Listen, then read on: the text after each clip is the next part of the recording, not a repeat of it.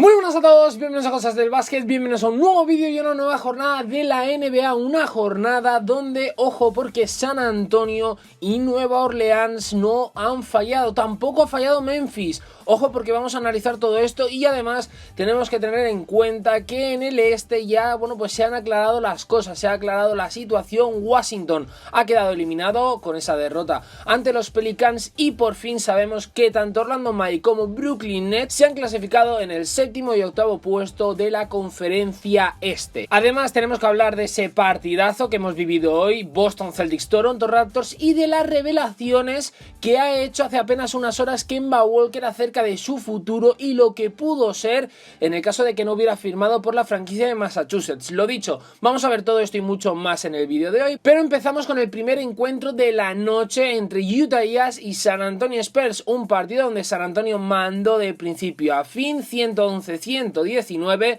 y fijaos los parciales, ¿no? Como siempre hacemos, 27-36 el primer cuarto, 23-24 el segundo y 34-36 el tercero. Los tres primeros se los llevó San Antonio, el último cuarto 27-23 para Utah Jazz, pero hay que destacar que los de Salt Lake City presentaron muchas bajas, muchísimas, y esto simplemente lo aprovechó San Antonio. No estaba Donovan Mitchell, tampoco estaba Rudy Gobert, y más o menos se puede decir que ante estas ausencias el líder ayer de Utah Jazz fue simplemente Jordan Clarkson, 24 puntos, 2 rebotes, 4 asistencias. Estaba Joe Ingles, que se fue hasta los 12 puntos, Emmanuel Moody con 14, Mike Owney también se fue hasta los 14 puntos, pero como digo, ante esas importantes bajas Utah tampoco pudo dar mucha guerra a San Antonio, y San Antonio, que sigue en esa pelea por el octavo puesto en playoffs, lo aprovechó. Buen partido de DeMar DeRozan una vez más, 13 puntos, 2 rebotes, 5 asistencias, 2 robos, buenísimo partido otra vez de mi protegido, ya lo sabéis, de DeJounte Murray, 11 puntos, 6 rebotes,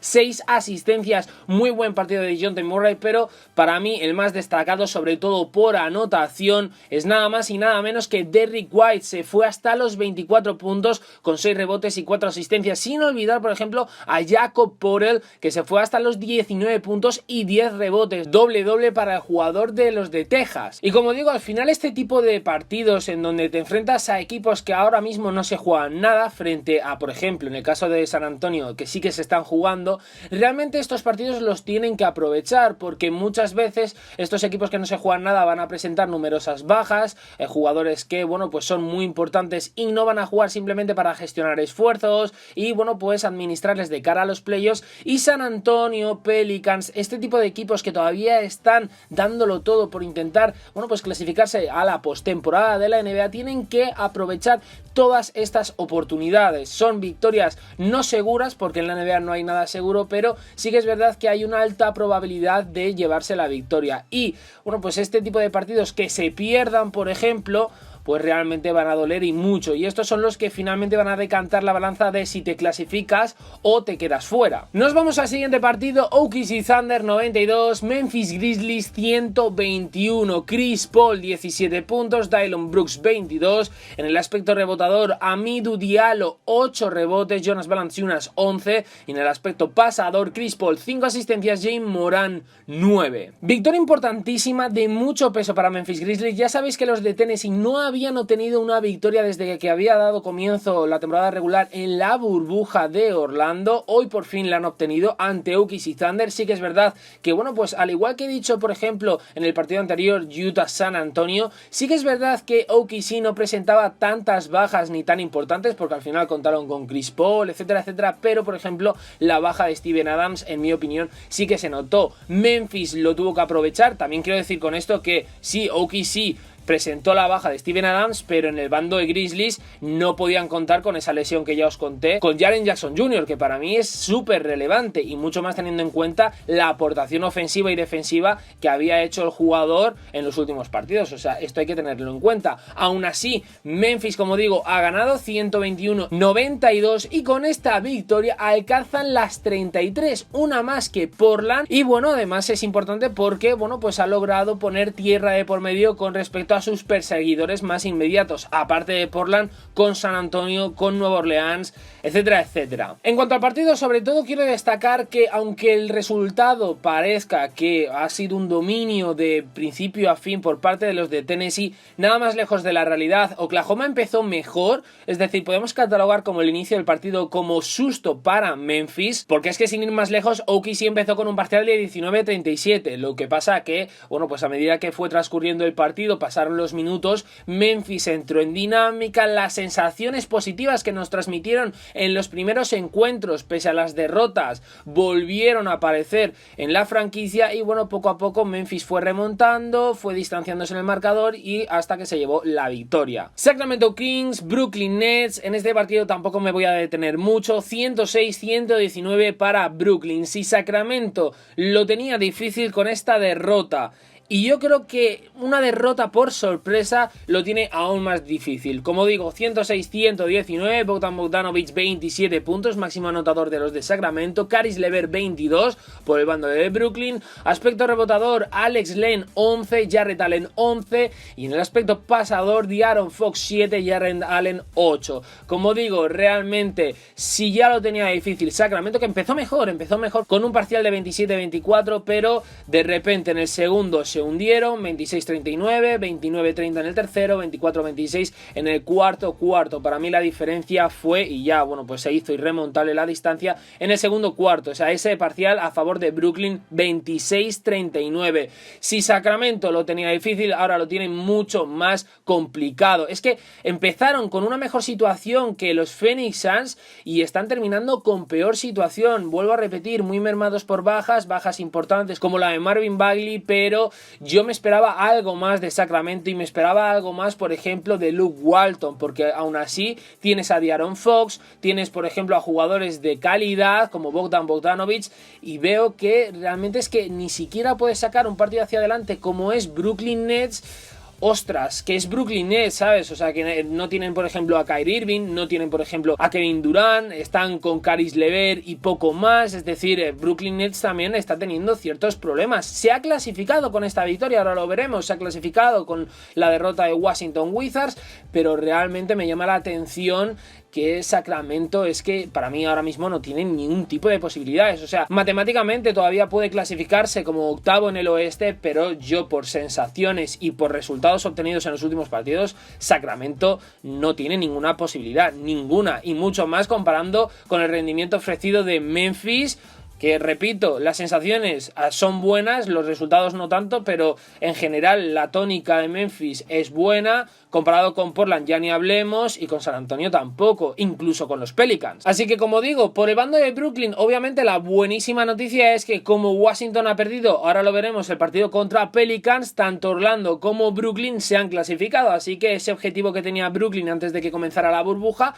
lo han cumplido. Buena temporada para mí, la verdad, de Brooklyn, porque, bueno, yo creo que el objetivo prioritario era meterse en playoffs. Sin Kyrie y sin Kevin Durant lo han conseguido a duras penas, pero oye, ahí están. Y si hablamos del octavo de la conferencia este, tenemos que hablar del séptimo, de Orlando Magic, que hoy ha perdido, pero aún así se ha clasificado. Ha perdido hoy 101-108 ante Philadelphia 76ers, un partido muy luchado, un partido muy debatido. Evan Fournier 22 puntos, Joel Embiid 23, Nikola Vucevic 12 rebotes, Tobias Harris 15 y en asistencias DJ Agustín 5, Shake Milton 8. Otro partido que sin más, la verdad, Filadelfia está luchando por, bueno, pues la posición que va a tener en la postemporada. Sabéis que, bueno, pues está empatado con Indiana Pacers, está a un solo partido de Miami, que ahora mismo son cuartos en la conferencia este. Están bastante lejos de los séptimos, que son Brooklyn Nets, y de los octavos, que son los propios Orlando Magic. Entonces, realmente, como peor posición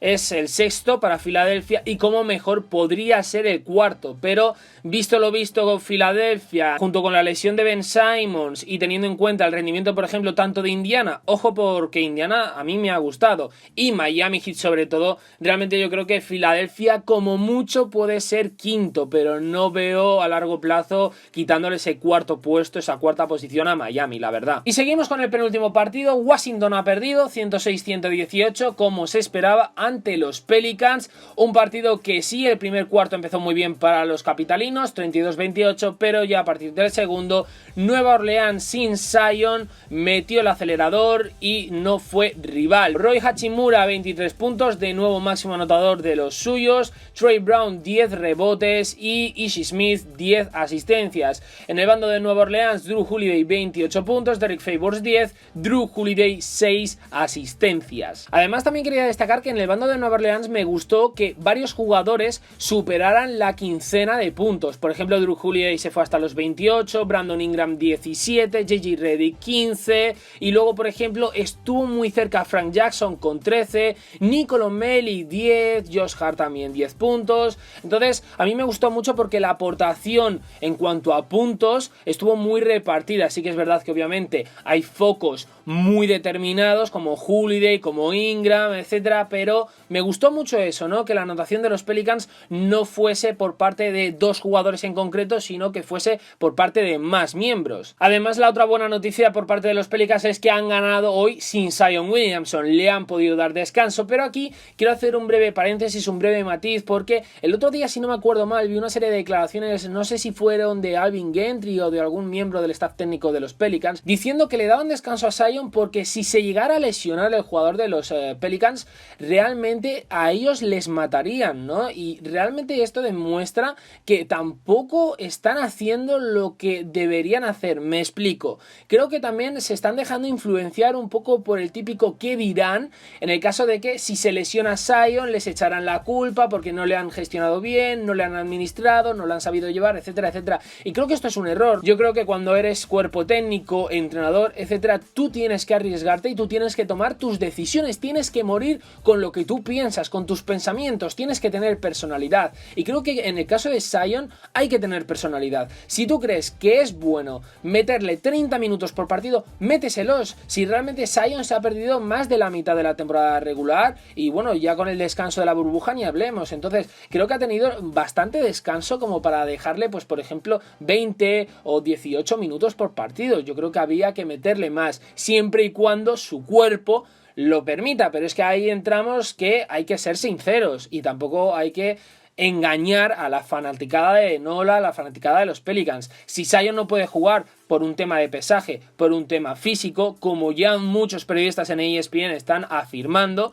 pues oye, se dice y no pasa nada. Habrá que, bueno, pues meterle una dieta, hacer que adelgace el jugador, simplemente, y vuelvo a repetir, para mí no está gordo, pero está demasiado fuerte, demasiado ancho para, pues bueno, jugar tantos minutos. Si ese es el caso, le metes una dieta, le rebajas, le pones más fino y ya está. Pero si tiene que jugar 30 minutos, que los juegue. Si tú piensas que es lo mejor para el equipo, hazlo, porque tienes que morir con tus ideales, no puedes dejarte influir por el qué dirán. Y dicho esto ya, último partido de la jornada, para mí el partidazo sin lugar a dudas, Boston Celtics contra Toronto Raptors, duelo en la cúpula de la conferencia este, 122-100, paliza de Boston, paliza, que hasta el último cuarto Boston Celtics mandó en el encuentro, o sea, 21-14 en el primero, 31-23 en el segundo, 39-20 en el tercero, 31-43, ese es el último cuarto al que me refiero, que se lo llevó Toronto Raptors, 122-100, como digo, Jaylen Brown 20 puntos, Daniel Theis 11 rebotes, Marcus Smart 5 asistencias, Fred VanVleet 13 puntos, Marc Gasol 9 rebotes, Fred VanVleet 4 asistencias. Y en cuanto a este partido, lo más acertado que se puede decir es que fue un reflejo de lo que se espera que sea Boston y de lo que puede ser Boston, es decir, brillo colectivo, tremendo rendimiento de los de Massachusetts y dominio absoluto en ambos lados de la cancha. O sea, hay que destacar que el resultado 100% no refleja lo que se vio en el partido. O sea, sí, es paliza, 122-100, pero es que Boston Celtics llegó a tener, por ejemplo, una ventaja de 40 puntos cuando el marcador reflejaba un 111-71. O sea, fijaos cómo fue el dominio de los de Boston. Y esto lo quiero destacar porque yo siempre he defendido a Boston, me parece uno de los equipos más corales que hay. Obviamente para mí pueden eliminar perfectamente a Toronto Raptors o a Milwaukee Bucks, ¿no? Al final Boston es un equipo tipo Miami Heat, es decir, sí, obviamente Boston, pues aquí sí que tiene más estrellas posiblemente que, por ejemplo, Miami Heat, pero ahí, es decir, por ejemplo, Jason Tatum lo podemos comparar con Jimmy Butler, ¿no? Y luego tienen actores secundarios como Jaylen Brown, Marcus Smart, etcétera, etcétera. Pero es un equipo muy compacto, muy coral. Obviamente la bandera es Jason Tatum, y si Jason Tatum no funciona, Boston lo pasa mal. Pero aparte de eso, hoy lo hemos visto, o sea, es tremendo el rendimiento colectivo que han hecho hoy los de Massachusetts, porque sin ir más lejos, hasta 7 jugadores de Boston Celtics han firmado dobles dígitos en anotación. Jaylen Brown 20, 18 de Jason Tatum, 17 de Kemba Walker, y luego, por ejemplo, tenemos que destacar a Brad Wanamaker, que se fue hasta los 15 puntos, hasta los 15. Por el bando de Toronto Raptors, lo más destacado, si es que se puede salvar algo, los 13 puntos de Van Vliet, y poco más, porque es que, por ejemplo, Toronto ayer firmó un 16 de 45 en tiros de campo, 16 de 45, pero al final, como he dicho, con Clippers ante Phoenix Suns o con Lakers, etcétera, etcétera, un partido malo lo puede tener cualquiera en el ataque y en cuanto a aciertos en tiros de campo, y Nick Nurse lo ha dicho, ¿no? Hay que hacer borrón y cuenta nueva, ya está, no hay nada que aprender de este partido. Yo creo que Toronto, las sensaciones son más que claras. Realmente este tipo ya de encuentros para algunos sí que les sirve, pero para otros no tanto, ¿no? Entonces yo creo que tampoco hay que tener una imagen fidedigna de que esto es Toronto Raptors, ¿no? Realmente no, creo que Toronto ya ha dejado una imagen más que clara de lo que son capaces de hacer, Boston también, así que nada más. Y bueno, antes de concluir con el vídeo de hoy, quería destacaros unas palabras, unas declaraciones que ha hecho recientemente Kemba Walker acerca de su futuro y de, bueno, las opciones que tenía durante la agencia libre de 2019, donde ha hecho una importantísima revelación y ha reflejado el verdadero problema que yo vengo destacando cada vez que hablo de los New York Knicks. Y es que en el podcast R2C2 de The Ringer, Kemba Walker ha admitido que consideró seriamente unirse a la franquicia de la Gran Manzana. Para ser honesto, sí, fue una posibilidad muy real. Antes de que llegara a Boston, los Knicks eran una de mis principales prioridades. Pensé que iban a conseguir a otro gran jugador, pero finalmente no fue así. Y ya sabéis que durante la agencia libre de 2019 e incluso antes, se llegó a hablar muchísimo sobre este hipotético fichaje de Kemba Walker por los New York Knicks. Incluso se habló de una hipotética pareja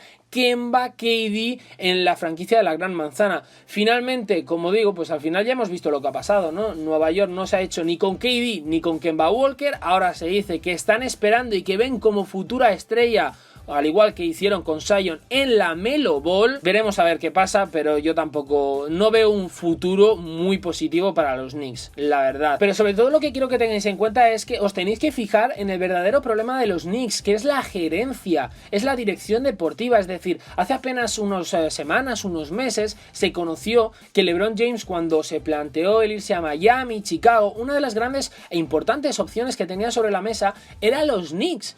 Y por el proyecto no fue bien, no le convencieron, o la reunión, no me acuerdo por qué fue, pero LeBron dio un paso hacia detrás y decidió, bueno, pues quitarse como opción a los New York Knicks. Y esto, si lo unimos a las recientes declaraciones que ha hecho hace apenas unas horas Kemba Walker, admitiendo que Nueva York era una de sus principales opciones y que por el hecho de no haberse hecho con otra estrella, pues finalmente tuvo que darla de lado, pues esto refleja realmente que el problema en Nueva York no es ni la plantilla ni realmente el entrenador, que ya sabéis que en los últimos años han cambiado mucho de coach, sino es la gerencia, es la dirección deportiva. El proyecto Nueva York no tiene proyecto y año tras año se demuestra con los resultados y se demuestra con la plantilla. Al final la plantilla, los resultados y el cambio de entrenador es el resultado de, pues bueno, el no tener proyecto deportivo. Y Nueva York desde hace mucho tiempo, yo incluso diría desde el año 2012-13, los últimos Knicks de Carmelo Stoudemire